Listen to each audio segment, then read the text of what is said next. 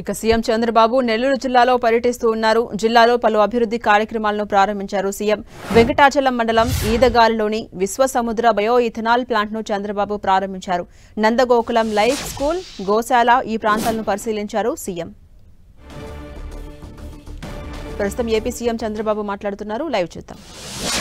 మామూలుగా కేంద్రం ఒక రూల్ పెట్టి 20% వరకు ఎథనాల్ బ్లెండింగ్ ప్రోగ్రామ్ తీసుకొస్తే దాన్ని ఇక్కడ సద్వినియోగం చేస్తున్నారు. దీనివల్ల రైతులకు మెరుగైనటువంటి ఆదాయం వచ్చే పరిస్థితి వస్తుంది, గిట్టుబాటు అవుతుంది. రెండో పక్క పర్యావరణ పరిరక్షణ అవుతుంది. ఈ నూతనమైన కాన్సెప్ట్ని గవర్నమెంట్ ఆఫ్ ఇండియా ప్రమోట్ చేస్తూ ఉంటే దాన్ని అందిపుచ్చుకున్నటువంటి ఈ సంస్థను అభినందిస్తున్నా. రెండో పక్కన మీరు చూస్తే పశు సంపద. ఒకప్పుడు ఏవైతే బుల్స్ ఉన్నాయో ఇవన్నీ కూడా మన వారసత్వం. ఇవన్నిటితో అన్ని పనులు, వ్యవసాయ పనులు కానీ, రవాణా సౌకర్యాలు కానీ ఒకప్పుడు బుల్స్నే ఉపయోగించేవాళ్ళం. ఎడ్ల బండులు వాడేవాళ్ళం, ఎద్దులతో సేద్యం చేసేవాళ్ళం. అదే మరి ఎక్కడన్నా ప్రయాణం పోవాలంటే ఒక 20 కిలోమీటర్లు కుటుంబ సమేతంగా పోవాలంటే ఎడ్ల బండుల్లోనే వెళ్ళేవాళ్ళం. ఇటీవల కాలంలో ఆధునీకరణలో ఎడ్లన్నీ కూడా ఉపయోగం లేకుండా వచ్చే పరిస్థితి వచ్చింది. మెకనైజేషన్ వచ్చింది, మోడర్నైజేషన్ వచ్చింది. దీనివల్ల చాలా వరకు ఏవైతే ఇంకా కూడా మీరు చూస్తే ఈ సెక్స్ సార్టెడ్ కింద ఫిమేల్ కాఫ్స్ని ఉత్పత్తి చేసే పరిస్థితి కూడా వచ్చారు. దీనివల్ల వీటిని చాలా వరకు ఇగ్నోర్ చేయడం, ఎక్కడన్నా ఉన్నా కూడా దాన్ని సరిగా ఉపయోగించుకోలేని పరిస్థితి వస్తే ఒక వినూత్నమైన కార్యక్రమాన్ని తీసుకొచ్చారు. ఆ కార్యక్రమంలో మీరు చూస్తే ఈరోజు ఇక్కడ వండర్ఫుల్గా నేను చూశాను. ఎడ్లతో, బుల్స్తో కరెంట్ ఉత్పత్తి చేయడం. ఇది ఎక్కడ ఎవ్వరు ఇంతవరకు ఆలోచన చేసి ఉంటారన్న నమ్మకం. నేను కూడా ఫస్ట్ టైం చెప్పినప్పుడు ది పవర్ ఆఫ్ బుల్ అంటే నాకు కూడా ఆశ్చర్యం వేసింది. ఇది అవుతుందా అని ఆశ్చర్యం వేస్తే ఈరోజు దానికోసం థ్రెడ్ మిల్ తయారు చేసి దాని మీద వీటిని ఎక్సర్సైజ్ 4-5 గంటలు చేస్తే మనం కూడా ఎవ్రీ పర్సన్ మీరు గుర్తుపెట్టుకోవాల్సిన అవసరం ఉంది.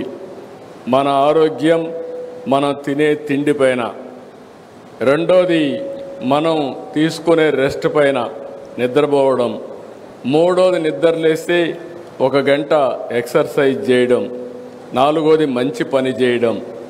ఈ 4 చేస్తే ఇంకా హాస్పిటల్కి పోయే పరిస్థితి ఉండదు. అది చేయని వాళ్ళే హాస్పిటల్కి పోతారని చెప్పి కూడా నేను మీకు తెలియజేస్తున్నా. అలాంటిది ది పవర్ ఆఫ్ బుల్ నిరూపించడం కోసం ఇక్కడ బుల్స్ని ఇక్కడ తీసుకొచ్చి చాలా సిస్టమేటిక్గా మళ్ళీ ఏ విధంగా ఆల్రౌండ్ మన వారసత్వాన్ని కాపాడడం కోసం ఒక నూతనమైన ప్రయోగాన్ని చేస్తున్నారు. ఆ ప్రయోగంలో ది పవర్ ఆఫ్ బుల్ అన్నప్పుడు కరెంట్ ఎంత ఉత్పత్తి చేయగలుగుతారంటే 5 యూనిట్లు కరెంట్ ఉత్పత్తి చేసే పరిస్థితి వస్తుంది. అదే మాదిరిగా 1 గంటకు 5 గంటల వరకు దాన్ని కూడా సైంటిఫిక్గా ఆలోచించి అది హెల్తీగా ఉండాలంటే ఎన్ని గంటలు ఎక్సర్సైజ్ చేయించాలనో అన్ని గంటలు చేయించి దాంట్లో నుంచి ఆదాయం సంపాదించడానికి ఒక వినూత్నమైన కార్యక్రమం. ఆ కార్యక్రమమే పవర్ జనరేషన్. మామూలుగా పవర్ జనరేషన్ అంటే ఒకప్పుడు ఎక్కడి నుంచో వచ్చేది, థర్మల్తోనే వచ్చేది. బొగ్గుతో కరెంటు తయారు చేసేవాళ్ళం. తర్వాత వాటర్తో తయారు చేయడం మొదలుపెట్టాం. తర్వాత ఎండతో కరెంటు చేయడం మొదలుపెట్టాం. గాలితో కరెంటు చేయడం మొదలుపెట్టాం. ఇప్పుడు బుల్స్తో కూడా కరెంటు తయారు చేసే పరిస్థితికి వచ్చామంటే ఇంట్లో కూర్చొని ఇది best innovation in the world అని చెప్పి మరొకసారి మీ అందరికీ తెలియజేస్తున్నా. దీనికి నాంది పలికి ఇంకో పక్క ఒంగోలు ఒకప్పుడు one of the best breed in the world. ఈరోజు ఒంగోలు బుల్ అనేది లేదు. అవన్నీ ఇక్కడి నుంచి వెళ్ళిపోయి బ్రెజిల్కి వెళ్తే బ్రెజిల్లో బ్రహ్మాండంగా ప్రొటెక్ట్ చేయడం కాకుండా ప్రమోట్ చేసి ఈరోజు ప్రపంచానికే బెస్ట్ బ్రీడ్ని వాళ్ళు ఇచ్చే పరిస్థితికి వచ్చారు. అదే మరి ఇక్కడ బ్రీడ్ ప్రొటెక్షన్ కూడా ఆలోచిస్తున్నారు. అదే సమయంలో ఇవి ఆయుర్వేదాలో ఏవైతే ఋగ్వేదం ఇవన్నిట్లో ఏవైతే ఉన్నాయో అవన్నీ కూడా స్టడీ చేసి హెల్త్కి మన కౌస్కి ఏ విధంగా సంబంధం ఉందో అలాంటి ఎక్సర్సైజ్ చేసే పరిస్థితికి వచ్చారు. ఈరోజు నందగోకులం సేవ్ ది బుల్ అనే కార్యక్రమం చాలా విశిష్టమైంది. 400కు పైగా ఎద్దులు, ఆవులు, దూడలు ఇక్కడ సంరక్షిస్తున్నారు. షెడ్ను కూడా చూశాను. మామూలుగా షెడ్ వేస్తే పశువులకేసే షెడ్ ఎప్పుడు కూడా నాసిరకం ఉంటుంది. ఆ షెడ్ కూడా హైట్ కానీ ఈరోజు మనం ఇక్కడ కూర్చుంటే చెమట వచ్చింది, కానీ ఆ గోకుల్ షెడ్కి వెళ్తే చెమట కాదు కదా, వాసన కూడా లేదంటే వన్ ఆఫ్ ది బెస్ట్ స్టాండర్డ్స్లో అక్కడ షెడ్ ఏర్పాటు చేశారు. దానికి మనస్ఫూర్తిగా అభినందిస్తున్నా. ఇంకో పక్క నందగోకులం లైఫ్ స్కూల్కు వెళ్ళాను. పిల్లలందరినీ చూశాను. ఆర్డినరీ పిల్లలు, మామూలుగా పేద పిల్లలు. ఆ పిల్లల్ని తీసుకొచ్చి ఈడ ట్రైనింగ్ ఇస్తున్నారు, బాగా ఇస్తున్నా. ఇంకో పక్క నందగోకులం లైఫ్ స్కూల్కు వెళ్ళాను. పిల్లలందరినీ చూశాను. ఆర్డినరీ పిల్లలు, మామూలుగా పేద పిల్లలు. ఆ పిల్లల్ని తీసుకొచ్చి అప్ టు 10th వరకు తీసుకుపోయే పరిస్థితి వస్తున్నారు. అంటే మామూలు పిల్లల్ని ఎక్స్ట్రాడినరీ సిటిజన్స్గా తయారు చేయడానికి ఈరోజు ఇక్కడ ఈ ఫౌండేషన్ పనిచేస్తూ ఉంది. అదే కాకుండా నేను ఎప్పుడూ P4 మాట్లాడుతూ ఉంటాను. ఎందుకంటే ఒకప్పుడు మనం గుర్తుపెట్టుకోవాల్సింది పబ్లిక్ ప్రైవేట్ పార్ట్నర్షిప్తో సంపద క్రియేట్ చేశాం. ఆ సంపద వల్ల కొంతమంది పైకి వచ్చారు. ఈరోజు పైకి వచ్చిన వ్యక్తులు తిరిగి సమాజానికి ఇవ్వాల్సిన అవసరం ఉంది. ఆ సమాజానికి give back to the society. ఆ కార్యక్రమంలో శశిధర్ గారిని మీరు చూస్తే 19 ఎకరాలు ఇంటర్నేషనల్ స్టాండర్డ్స్. నేను పిల్లల్ని చూశాను, ఎంత కాన్ఫిడెంట్గా ఉన్నారంటే అంత కాన్ఫిడెంట్గా ఉన్నారు. ఒక 20 మంది ఉంటే ఎత్తుక్కోకుండా భవిష్యత్తులో నీవేమవుతావంటే వాళ్ళ యాంబిషన్ చాలా చక్కగా చెప్పగలిగారంటే ఫస్ట్ ఆఫ్ ఆల్ నేను అభినందిస్తున్న చిన్న వయసులో ఒక ఆత్మవిశ్వాసాన్ని కలిగించిన ఈ ఫౌండేషన్ని మనస్ఫూర్తిగా అభినందిస్తున్నానని చెప్పి కూడా నేను మీకు తెలియజేస్తున్నా. ఇప్పటికే ఇలాంటివి మంచి కార్యక్రమాలతో ముందుకు పోతున్నారు. ఇలాంటి కార్యక్రమాల వల్ల నేను అందుకని ప్రతి ఒక్కరికి ఒక పిలుపిస్తున్నా. ప్రతి ఒక్కరు కూడా గుర్తుపెట్టుకోవాలి, సమాజం వల్ల మనం పైకి వస్తాం. సమాజం వల్ల పైకి వచ్చిన వాళ్ళు తిరిగి సమాజానికి పే బ్యాక్, గివ్ బ్యాక్ అది చేయాల్సిన బాధ్యత ఉంది. సమాజానికి తిరిగి ఇవ్వాలంటే మనమందరం కూడా డబ్బులు ఇవ్వడంతో కాదు. డబ్బులు ఎవరైనా దానం చేయగలుగుతారు, అది కాదు ఇక్కడ. ఈరోజు ఈ స్కూల్ని మోడల్ని చూస్తే ఆయనకు డబ్బులు ఉండొచ్చు, కానీ ఒకసారి వన్ టైం డొనేషన్ చేయొచ్చేమో, కానీ అది కాకుండా పిల్లల్ని ఐడెంటిఫై చేసి వాళ్ళందరినీ ఇక్కడ తీసుకొచ్చి వన్ ఆఫ్ ది బెస్ట్ ఫ్యాకల్టీని తయారు చేసి బెస్ట్ ఎడ్యుకేషన్ కరికులం తయారు చేసి వాళ్ళు ఒక నమ్మకాన్ని కల్పించి బెస్ట్ సిటిజన్స్గా తయారు చేస్తున్నారు. ఫ్యూచర్ కోసం నేను ఇప్పుడే చూశాను. అంటే 3వ తరగతి చదివే పిల్లలు మెషిన్ లెర్నింగ్, ఆర్టిఫిషియల్ ఇంటెలిజెన్స్ వాడే పరిస్థితికి వస్తున్నారు. అంటే మనం ఇది ఒక గేమ్ చేంజర్గా తయారవబోతుంది. నేను ఎన్నోసార్లు చెప్పాను, ఈ రోజుండే మన పిల్లలు ప్రపంచాన్ని శాసించే శక్తి, తెలివితేటలకు ఉన్నాయి. వీళ్ళకి సరైన ఎడ్యుకేషన్ ఇవ్వగలిగితే ఏదైనా చేస్తారని నా నమ్మకం. అలాంటి నమ్మకానికి ఒక ప్రతిరూపంగా P4 మోడల్లో one of the best school నడుపుతున్నటువంటి శశిధర్ ఫౌండేషన్ని మరొక్కసారి మీ అందరి తరపున అభినందిస్తున్నా. కంగ్రాచులేషన్స్.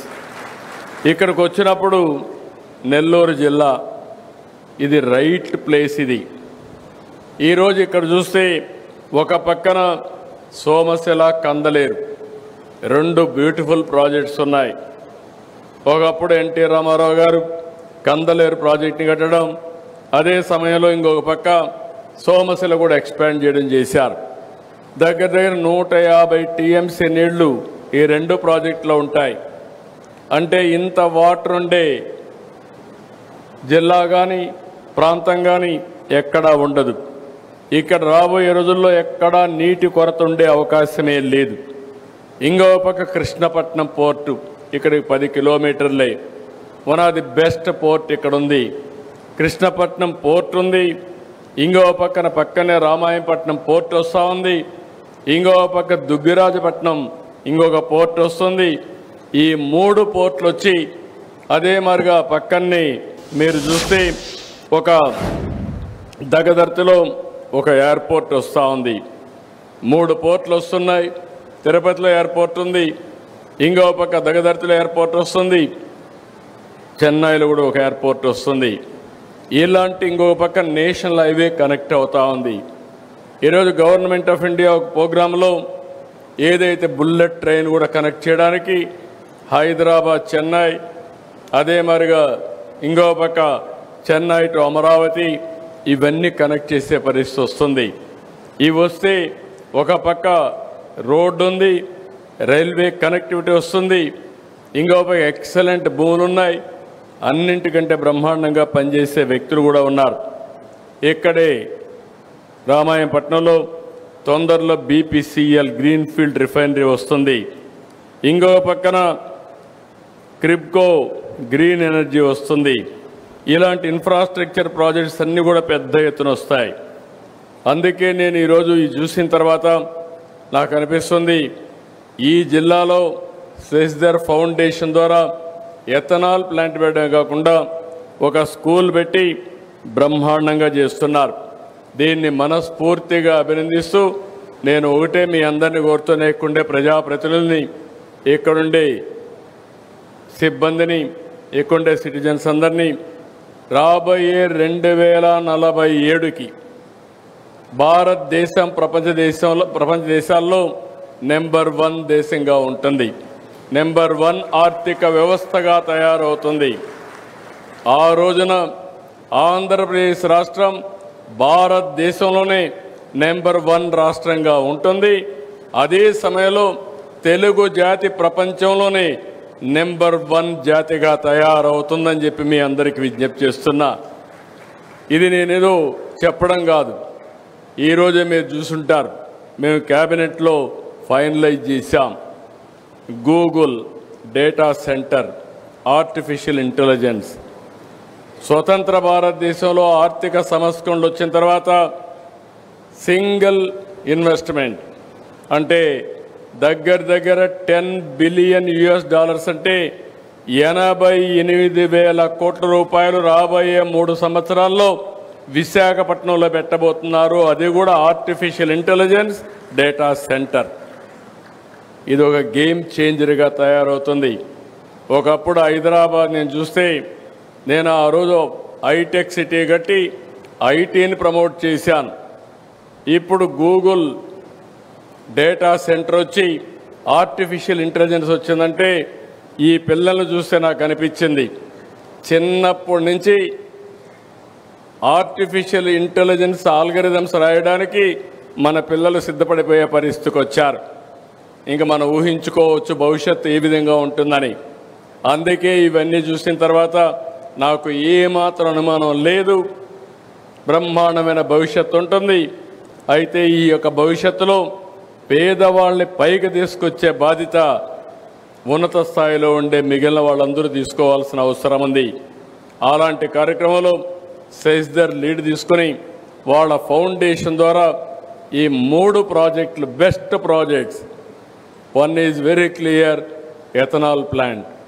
రైతులకు విపరీతమైన ఆదాయాన్ని స్టెబిలైజ్ చేయడం, ఇంకో పక్కన పర్యావరణాన్ని బ్యాలెన్స్ చేయడానికి పరిరక్షించడానికి ఉపయోగించడం. నేను ఎన్నోసార్లు చూశాను కానీ ఏదైతే బుల్ అనే దానికి ఇంకా పరిష్కారం లేదు, ఇవి ఉండవు అనుకున్నాను. కానీ ఈరోజు కొత్త ఆలోచనకు నాంది పలికారు. The power of bull. తప్పకుండా మళ్ళీ దీని అవసరం ఉందని ఇన్నోవేటివ్ మోడల్లో తీసుకొచ్చాడు.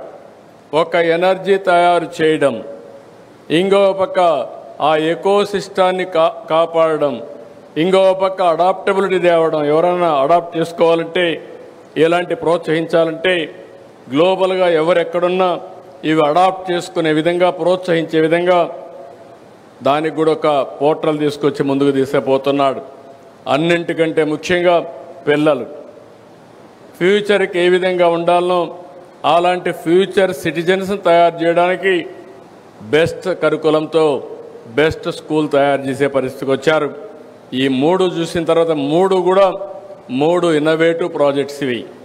ఈ 3 ప్రారంభించిన శశిధర్ని, ఆయన ఫౌండేషన్ని మరొక్కసారి మనస్ఫూర్తిగా అభినందిస్తూ ఈ కార్యక్రమానికి వచ్చిన మిమ్మల్ని అందరినీ మనస్ఫూర్తిగా అభినందిస్తూ అందరికీ నమస్కారాలు.